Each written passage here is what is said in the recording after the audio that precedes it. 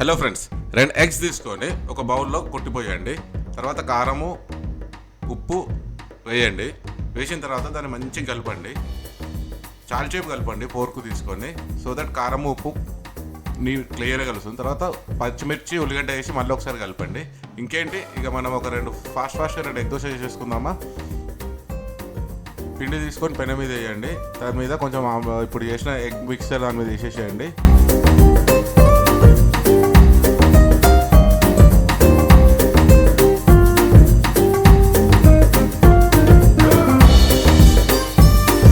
ఇంకో దోశ చేసేసుకుందాం.